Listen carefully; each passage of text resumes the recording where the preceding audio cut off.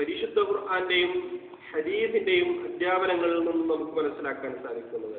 ഒരു മനുഷ്യന്റെ വീടിനരികിലൂടെ ഒഴുകിപ്പോകുന്ന ഒരു പുഴയിൽ 5 നേരം മുങ്ങിക്കുളിക്കുന്ന ഒരു മനുഷ്യനിൽ ഒരു തരത്തിലുള്ള അഴുക്കും ബാക്കിയാവില്ല എന്നതുപോലെ 5 നേരം കൃത്യമായി നമസ്കരിക്കുന്ന ഒരു മനുഷ്യന്റെ മനസ്സിൽ ഒരു തരത്തിലുള്ള പാപക്കറകളും ബാക്കിയാവുകയില്ല എന്നുള്ളതാണ് റസൂലുള്ളാഹി സ്വല്ലല്ലാഹു അലൈഹി വസല്ലമ ആ വിഷയം ഒരു ഉപമയിലൂടെ വളരെ കൃത്യമായി നമ്മെ പഠിപ്പിച്ചിരുന്നത്.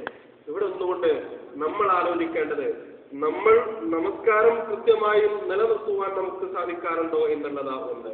രണ്ടാമത്തത്, ആ നമസ്കാരം ഈ രൂപത്തിലുള്ള ഒരു ശുദ്ധീകരണം, മാനസികമായ സംസ്കരണം നമുക്ക് നൽകാറുണ്ടോ എന്നുള്ളതാണ്. ഇവിടെ നമ്മൾ മനസ്സിലാക്കേണ്ടത്, നമസ്കാരം എന്ന് പറയുന്നത് ഞാനും എന്റെ പടച്ചവനുമായിട്ടുള്ള ഒരു സംസാരമാണ്. എന്നെ സൃഷ്ടിച്ച, എനിക്ക് വേണ്ടതെല്ലാം ഒരുക്കി തന്ന പടച്ച തമ്പുരാനുമായിട്ട് ഞാൻ നടത്തുന്ന ഒരു സംസാരം.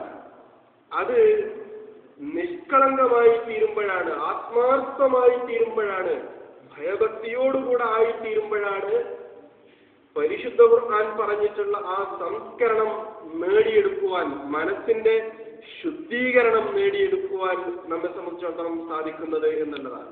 പലപ്പോഴും നമ്മുടെയൊക്കെ അവസ്ഥ എന്താണെന്ന് ചോദിച്ചാൽ, നമസ്കാരം ഒരു ഭാരമായി തീരുന്ന അവസ്ഥ ഉണ്ടാകാറുണ്ട്. നമുക്ക് നമസ്കരിക്കുക എന്നുള്ളത് ഒരു ഭാരമായി തീരുന്നു എന്നുള്ളതാണ് വലിയ പ്രശ്നം. സത്യത്തിൽ ഒരു വിശ്വാസിയെ സംബന്ധിച്ചിടത്തോളം അല്ലാഹുവിന്റെ കൽപ്പനകൾ അനുസരിക്കുക എന്നുള്ളത്, പടച്ചവന് കീഴ്പ്പെടുക എന്നുള്ളത് അവന്റെ മനസ്സിന് ആനന്ദവും കുളിർമയുമായിരുന്നു നൽകേണ്ടത് എന്നുള്ളതാണ്. മനസ്സിന് ആനന്ദവും കുളിർമയുമാണ് പടച്ചവന് കീഴ്പ്പെടുക, പടച്ചവനോട് സംസാരിക്കുക എന്നുള്ളത് ഒരു വിശ്വാസിയെ സംബന്ധിച്ചിടത്തോളം അവന് നൽകേണ്ടത് എന്നുള്ളതാണ്. എപ്പോഴാണ് പടച്ചവന് കീഴ്പ്പെടുകയും പടച്ചവനെ അനുസരിക്കുകയും പടച്ചവനുമായിട്ട് സംസാരിക്കുകയും ചെയ്യുന്നത് എന്റെ മനസ്സിന് എനിക്കൊരു ആനന്ദമായി മാറുന്നത്?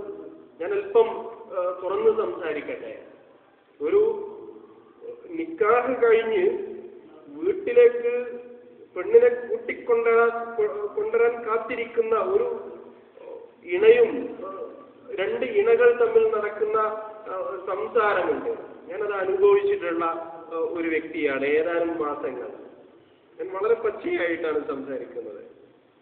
അതിൻ്റെ ഇടയ്ക്കുള്ള കാലഘട്ടം എന്ന് പറയുന്നത് സുദീർഘമായിട്ട് ആ കുട്ടിയുമായിട്ട് സംസാരിക്കും എന്നുള്ളതൊരു വസ്തുതയാണ്. അത് പലപ്പോഴും രാത്രിയിൽ ഉറക്കമൊഴിച്ചുകൊണ്ട് പോലും സംസാരിക്കുന്നത് എന്നെ സംബന്ധിച്ചിടത്തോളം ഒരു ആനന്ദം നൽകാറുണ്ട് എന്നതും ഒരു വസ്തുതയാണ്. ശരിയല്ലേ? ആ ഉറക്കമൊഴിക്കുന്നത് എന്നെ സംബന്ധിച്ചിടത്തോളം ഒരു പ്രയാസമായിട്ട് എനിക്ക് അനുഭവപ്പെടാറേ ഇല്ല. നേരെ മറിച്ച് ആ സംസാരം എവിടെയാണോ നിലച്ചു പോകുന്നത് അതാണ് എനിക്ക് പ്രയാസമുണ്ടാക്കുന്നത്. ഇനി എപ്പോഴാ സംസാരിക്കാൻ കഴിയുക, ഇനി എപ്പോഴാ ഒന്ന് വിളിക്കുക എന്നതാണ് പലപ്പോഴും എന്റെ മനസ്സിനെ അലട്ടിക്കൊണ്ടിരിക്കുന്ന പ്രശ്നം. ഇത്തരം സന്ദർഭങ്ങളിൽ എങ്ങനെയാണ് ഉണ്ടാവുന്നത്? എന്റെ ആ ഉറക്കമൊഴിക്കുന്നത് എനിക്കൊരു ഭാരമല്ലാതായി മാറുന്നത്? അത് ഞാൻ ആ വ്യക്തിയെ അങ്ങനെ ഇഷ്ടപ്പെടുന്നു എന്നുള്ളത് കൊണ്ടാണ്. ഞാൻ ഇഷ്ടപ്പെടുന്ന ഒരു വ്യക്തിയുമായിട്ടുള്ള സംസാരം അത് മുറിഞ്ഞു പോകുന്നതാണ് എന്നെ സംബന്ധിച്ചിടത്തോളം മാനസികമായി പ്രയാസമുണ്ടാക്കുന്നത് എന്നുള്ളതാണ്.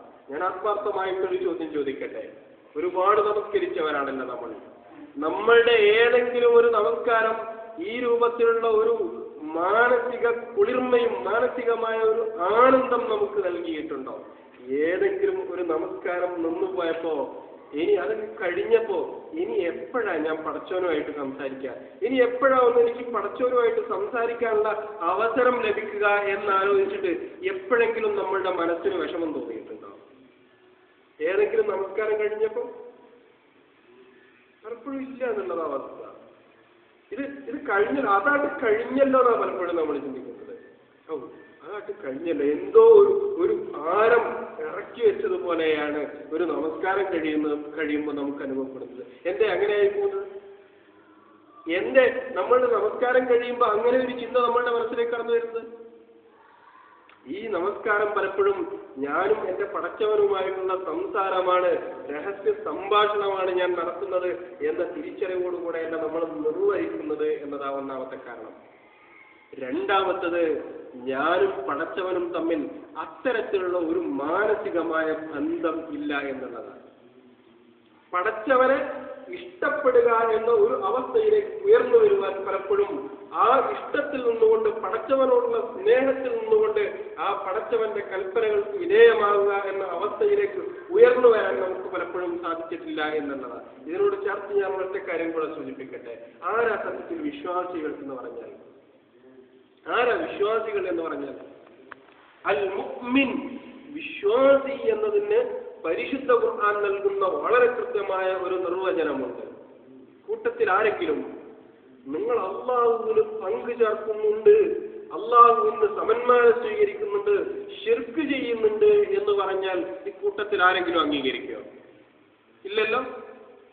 ഒരു നിലക്കും നമ്മൾ തീല അത് അംഗീകരിക്കില്ല. എന്നാൽ പരിശുദ്ധ ഖുർആൻ നടത്തുന്ന ഒരു ശ്രദ്ധേയമായ അധ്യാപനം ശ്രദ്ധിക്കുക. വമിനന്നാസ്, ജനങ്ങളുടെ കൂട്ടത്തിൽ ചില ആളുകളുണ്ട്, മൻ യത്തഖിദു മിൻ ദൂനില്ലാഹി അൻദാദൻ. അവരുടെ പ്രത്യേകത എന്താണെന്ന് അറിയാമോ? അവർ അള്ളാഹുവിന് സമന്മാരെ സ്വീകരിക്കുന്നു എന്നതാണ് അവരുടെ പ്രശ്നം. അള്ളാഹുവിന് സമന്മാരെ സ്വീകരിക്കുന്നു, അള്ളാഹുവിന് നിസ്സുകളെ സ്വീകരിക്കുന്നു, ശിർക്ക് ചെയ്യുന്നവരാണ് അവർ എന്നതാണ് പറഞ്ഞതിന്റെ അർത്ഥം. നമ്മളെ കൂട്ടത്തിൽ പെടൂലല്ലോ, പെടില്ല എന്നാണ് നമ്മൾ ആത്മാർത്ഥമായി വിശ്വസിക്കുന്നത്. പക്ഷേ പരിശുദ്ധ ഖുർആൻ ആ ഭാഗത്തെ തുറന്ന് വിശദീകരിക്കുന്നുണ്ട്. യുഹിബ്ബൂനഹും കഹുബ്ബില്ലാ. എന്താ പടച്ചവന്റെ സമന്മാരെ സ്വീകരിക്കുന്നു എന്ന് പറഞ്ഞതിന്റെ ഉദ്ദേശം? അള്ളാഹുവിനെ സ്നേഹിക്കേണ്ടതുപോലെ പലതിനെയും സ്നേഹിക്കുന്നു എന്നുള്ളതാണ്. പടച്ചവനെ ഇഷ്ടപ്പെടേണ്ടതുപോലെ പലതിനെയും ഇഷ്ടപ്പെടുന്നു എന്നതാണ്. എങ്ങനെ അള്ളാഹുവിനെ ഇഷ്ടപ്പെടേണ്ടത്? വല്ലദീന ആമനു, വിശ്വാസി ആരാണ്? അതാണ് ഖുർആൻ തുടർന്ന് പറയുന്നത്. അശദ്ദു ഹുബ്ബൻ ലില്ലാ. ഇഷ്ടം എന്ന് പറയുന്ന വികാരം അത് ഏറ്റവും ശക്തമായ രൂപത്തിൽ പടച്ചവനുമായിട്ടുള്ള ആൾക്കാണ് എന്ത് പറയാൻ പറ്റുക? മുഅ്മിൻ എന്ന് പറയാൻ പറ്റുക, വിശ്വാസം എന്ന് പറയാൻ പറ്റുക, വിശ്വാസി എന്ന് പറയാൻ പറ്റുക.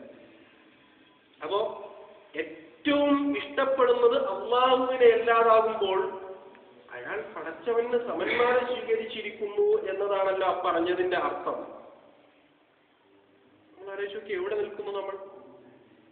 ഇഷ്ടം എന്ന് പറയുന്ന വികാരത്തെ ഞാൻ പരിചയപ്പെടുത്തി തരേണ്ടതില്ലല്ലോ. നമുക്ക് വളരെ കൃത്യമായിട്ട് അറിയാവുന്ന സുപരിചിതമായ ഒന്നാണ്. നമ്മൾക്ക് പലർക്കും ഇടയിൽ നിലനിൽക്കുന്ന ഒന്ന്, മാതാപിതാക്കൾക്കും മക്കൾക്കും ഇടയിൽ, ഭാര്യ ഭർത്താക്കന്മാർക്കിടയിൽ, സഹോദരങ്ങൾക്കിടയിൽ, കൂട്ടുകാർക്കിടയിൽ ഒക്കെ നിലനിൽക്കുന്ന ഒരു വൈകാരികമായ ബന്ധമാണ് സത്യത്തിൽ ഇഷ്ടം എന്ന് പറയുന്നത്. ആ സാധനം അതിന്റെ ഏറ്റവും ശക്തമായ രൂപത്തിൽ പടച്ചവനോടാണ് എനിക്കുള്ളത് എന്ന് പറയാൻ സാധിക്കുന്ന എത്ര പേരുണ്ട്? അവനെയാണ് പരിശുദ്ധ ഖുർആൻ എന്ന് പറഞ്ഞിട്ടുള്ളത്? അല്ലദീന ആമനു, വിശ്വാസികൾ എന്ന് പറഞ്ഞിട്ടുള്ളത്. എനിക്ക് എന്റെ മാതാപിതാക്കളെക്കാൾ, എന്റെ മക്കളെക്കാൾ, എന്റെ ഇണയേക്കാൾ, എന്റെ സഹോദരങ്ങളെക്കാൾ, എന്റെ കൂട്ടുകാരെക്കാൾ ഒക്കെ അള്ളാഹുവിന് ഇഷ്ടമായി തീരുമ്പോഴാണ് ഞാൻ യഥാർത്ഥത്തിൽ എന്താവുന്നത്? ഞാൻ യഥാർത്ഥത്തിൽ മുഅ്മിനാവുന്നത് എന്നർത്ഥം. ഈ ഇഷ്ടത്തിൽ നിന്നുകൊണ്ടാണ്, ഈ സ്നേഹത്തിൽ നിന്നുകൊണ്ടാണ്, പടച്ചവനോടുള്ള അങ്ങേയറ്റത്തെ ഇഷ്ടമാണ് അവന്റെ മുന്നിൽ തലകുനിക്കുവാനും അവനുമായിട്ട് സംസാരിക്കുവാനും എന്നെ പ്രേരിപ്പിക്കുന്നത് എങ്കിൽ ഈ നമസ്കാരത്തിന് നമ്മെ സംബന്ധിച്ചിടത്തോളം ആരും നിർബന്ധിക്കേണ്ട അവസ്ഥ ഉണ്ടാവില്ല. നമുക്ക് ഒരിക്കലും ഇതൊരു ഭാരമായി തീരുകയുമില്ല. നേരെ മറിച്ച് അത് മനസ്സിന് ഒരു ആനന്ദമായിട്ട് മാറും എന്നുള്ളതാണ്. മഹാനായ ഇബ്നുൽ ഖയ്യിം റഹിമഹുല്ലാഹ് പറഞ്ഞിട്ടുള്ളത്, തഹ്സിൽ ഇലാഹ വതസ്അമു ഹബ്ബഹു ഹാദാ മുഹാൽ. നീ പടച്ചവന്റെ കൽപ്പനകൾ നിനക്കൊരു ഭാരമായി തോന്നുകയും നീ അതിനെ ഒഴിവാക്കുകയും ചെയ്യുന്നു, പടച്ചവനെ ധിക്കരിക്കുകയും ചെയ്യുന്നു. പക്ഷേ നിനക്ക് അള്ളാഹുവിനോട് സ്നേഹമുണ്ട് എന്ന് നീ വാദിക്കുകയും ചെയ്യുന്നു. പടച്ചവൻ എനിക്ക് ഇഷ്ടമാണ് എന്ന് നീ നിന്റെ നാവുകൊണ്ട് പറയുന്നുണ്ട്. പക്ഷേ പടച്ചവന്റെ കൽപ്പനകളെ അനുസരിക്കാൻ നീ തയ്യാറാകുന്നില്ല. അതാ മുഹാൽ, ഇത് അസംഭവ്യമാണ്. ഇത് രണ്ടും ഒന്നിച്ചു വരൂലാണ്. എന്റെ കാരണം പറയുന്നത് അദ്ദേഹം, ഇന്നൽ മുഹിബ്ബ ലിമൻ അഹബ്ബ മുതീഉ. തീർച്ചയായും ഞാൻ ഒരാളെ സ്നേഹിക്കുന്നുണ്ടെങ്കിൽ ആ സ്നേഹം ആത്മാർത്ഥമാണെങ്കിൽ അയാൾ പറഞ്ഞത് അനുസരിക്കുവാൻ ഞാൻ തയ്യാറാകും എന്നുള്ളതാണ്. അയാൾ പറഞ്ഞത് താല്പര്യത്തോടുകൂടെ അനുസരിക്കുവാൻ ഞാൻ തയ്യാറാകും എന്നുള്ളതാണ്. പടച്ച തമ്പുരാനെ ആത്മാർത്ഥമായി ഞാൻ സ്നേഹിക്കുന്നുവെങ്കിൽ പടച്ച തമ്പുരാന്റെ കൽപ്പനകൾ അനുസരിക്കുവാൻ നമ്മെ ആരും നിർബന്ധിക്കേണ്ടി വരില്ല എന്നർത്ഥം. അത് താല്പര്യത്തോടുകൂടെ നിർവഹിക്കുവാൻ നമ്മെ സംബന്ധിച്ചിടത്തോളം സാധിക്കും എന്നതാണ് അതിന്റെ പൊരുൾ. ആലോചിച്ചു, നമ്മുടെ നമസ്കാരത്തിന്റെ അവസ്ഥ എവിടെ നിൽക്കുന്നു എന്ന്. പടച്ചവനെ അനുസരിക്കുന്നതിൽ ഏറ്റവും പ്രധാനപ്പെട്ടതാണല്ലോ അത്. ഒരു മുസ്ലിമും കാഫിറും തമ്മിലുള്ള വ്യത്യാസം എന്താണെന്ന് ചോദിച്ചാൽ റസൂലുള്ളാഹി സ്വല്ലല്ലാഹു അലൈഹി വസല്ലം അതിന് നൽകിയിട്ടുള്ള മറുപടി സ്വലാത്ത് എന്നുള്ളതാണ്, നമസ്കാരമാണ്. ഇത് നിർവഹിക്കുന്നിടത്ത് നമ്മളുടെ താല്പര്യം എത്രത്തോളം ഉണ്ട് എന്നുള്ളത്. ഒന്നുകൂടെ ഇത് ജമാഅത്തായി നിർവഹിക്കുന്നിടത്ത് നമുക്ക് എത്രമാത്രം ശ്രദ്ധ പുലർത്താൻ സാധിക്കാറുണ്ട് എന്നുള്ളത്. നിങ്ങൾ നോക്കൂ, റസൂലുള്ളാഹി സ്വല്ലല്ലാഹു അലൈഹി വസല്ലം ഏറ്റവും പ്രയാസകരമായ അവസ്ഥയിൽ പോലും ഒരൊറ്റ ജമാഅത്തിന്റെ കീഴിൽ തന്റെ അണികളെ നിർത്താൻ ശ്രമിച്ചിരുന്നു എന്നുള്ളത്. എപ്പോഴാണ്? യുദ്ധത്തിന്റെ വേളയിൽ. 2 രൂപങ്ങൾ 3 രൂപങ്ങൾ യുദ്ധത്തിന്റെ വേളയിലുള്ള നമസ്കാരത്തിന് വന്നിട്ടുണ്ട്. അതിൽ 2 രൂപങ്ങളും ഒരേ ഇമാമിന്റെ കീഴിൽ ഒരൊറ്റ ജമാഅത്തായി നമസ്കരിക്കുക എന്നുള്ളതാണ്. അത്രയേറെ പ്രയാസകരമായ സന്ദർഭങ്ങളിൽ പോലും ജമാഅത്തിന് ഇസ്ലാം പ്രാധാന്യം കൊടുത്തിട്ടുണ്ടെങ്കിൽ നിർഭയരായി നിൽക്കുന്ന, ഒരു പ്രയാസങ്ങളുമില്ലാത്ത, നമ്മെ സംബന്ധിച്ചിടത്തോളം നിസ്സാരമായ കാരണങ്ങളുടെ പേരിൽ ഉറക്കം, നമ്മൾ കണ്ടുകൊണ്ടിരിക്കുന്ന സിനിമ, സീരിയലുകൾ, നമ്മളുടെ ഭൗതികമായ മറ്റേർപ്പാടുകൾ, ഇതൊക്കെ ജമാഅത്തിന് തടസ്സമായി നിൽക്കുന്നുവെങ്കിൽ ആ സ്വഹാബത്ത് ചെന്നിട്ടുള്ള സ്വർഗത്തിലേക്ക് ചെല്ലുവാൻ നമുക്ക് എന്തർഹതയാണുള്ളത് എന്നുള്ളത് നമ്മൾ വളരെ ഗൗരവത്തോടുകൂടി ആലോചിക്കേണ്ടിയിരിക്കുന്നു. അന്ധനായ ഒരു മനുഷ്യൻ റസൂലുള്ളാഹി സ്വല്ലല്ലാഹു അലൈഹി വസല്ലമയുടെ അടുക്കൽ ചെന്നിട്ട് ചോദിക്കുക, പ്രവാചകരെ, എന്റെ വീട് അല്പം ദൂരെയാണ്, ഞാൻ കണ്ണു കാണാത്തവനുമാണ്, എനിക്ക് പള്ളിയിലേക്ക് വരിക എന്ന് പറഞ്ഞാൽ അല്പം പ്രയാസമാണ്, ബുദ്ധിമുട്ടുണ്ട്, എന്നെ കൊണ്ടുവന്നാക്കാൻ ആരുമില്ല, ഞാൻ നമസ്കാരത്തിന് വരണം, വേണ്ട നീ പോയിക്കോ, നമുക്ക് ജമാഅത്തിന് വരേണ്ട ആവശ്യമില്ല. അയാൾ പോകുമ്പോൾ തിരിച്ചു വിളിച്ചിട്ട് ചോദിച്ചു, ഇതാ ബാങ്ക് കേൾക്കാറുണ്ടോ? ബാങ്ക് കേൾക്കാറുണ്ട്. അതേ പ്രവാചകരെ, ബാങ്ക് കേൾക്കാറുണ്ട്. എന്നാൽ നീ ജമാഅത്തിനെത്തണം എന്നായിരുന്നു പറഞ്ഞത്. ജമാഅത്തിനെത്തണം. നമ്മുടെ കൂട്ടത്തിൽ ബാങ്ക് കേൾക്കാത്തവർ എത്ര പേരുണ്ട്? എല്ലാവരും കേൾക്കുന്നുണ്ട്. ബാങ്ക് കേട്ടിട്ട് ജമാഅത്തിന് എത്തിപ്പെടാനുള്ള എല്ലാ സാഹചര്യങ്ങളും ഉണ്ടായിട്ട് എത്തിപ്പെടാത്തവർ എത്ര പേരുണ്ട്? എന്ത് ന്യായീകരണമാണ് നമ്മൾ ഇതിന് പടച്ചവന്റെ മുന്നിൽ വെക്കുക? ജമാഅത്തിന് എത്തിപ്പെടാത്തതിന് എന്ത് ന്യായീകരണമാണ് പടച്ചവന്റെ മുന്നിൽ നമുക്ക് വെക്കാനുള്ളത്? റസൂലുള്ളാഹി സ്വല്ലല്ലാഹു അലൈഹി വസല്ലമ ഈ ലോകത്തോട് വിട പറഞ്ഞു പോകുന്ന സന്ദർഭത്തിൽ പോലും അവസാനമായിട്ട് ഉപദേശിച്ചിട്ടുള്ളതും നിങ്ങൾ നമസ്കാരം ശ്രദ്ധിക്കണം എന്നുള്ളത് തന്നെയായിരുന്നു. നമസ്കാരം നിങ്ങൾ സൂക്ഷിക്കണം എന്നത് തന്നെയായിരുന്നു. അത്രയേറെ പ്രാധാന്യമുണ്ട് ഈ ഒരു ആരാധനാ കർമ്മത്തിന് എന്നുള്ളത് കൊണ്ടാണ് റസൂലുള്ളാഹി സ്വല്ലല്ലാഹു അലൈഹി വസല്ലം ഇത്രയേറെ ഗൗരവത്തോടുകൂടെ അത് സൂചിപ്പിക്കാൻ, അതിനെ ശ്രദ്ധയിൽപ്പെടുത്തുവാൻ ശ്രമിച്ചിട്ടുള്ളത്.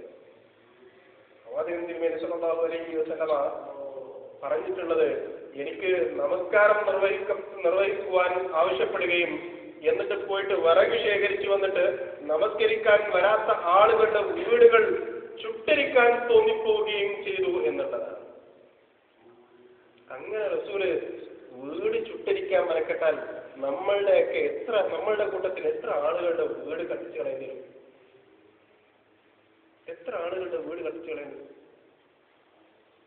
പലപ്പോഴും അതിന്റെ പ്രാധാന്യം ഉൾക്കൊള്ളുവാനും നമ്മെ സംബന്ധിച്ചിടത്തോളം സാധിക്കാതെ പോകുന്നു എന്നുള്ളതാണ് ഏറ്റവും പ്രധാനപ്പെട്ട ഒരു വസ്തുത.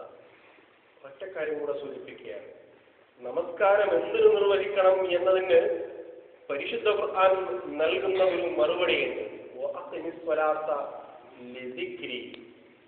എന്നെ ഓർമ്മിക്കാൻ വേണ്ടിയാകണം നിങ്ങൾ നമസ്കാരം നിലനിർത്തേണ്ടത് എന്നുള്ളത്.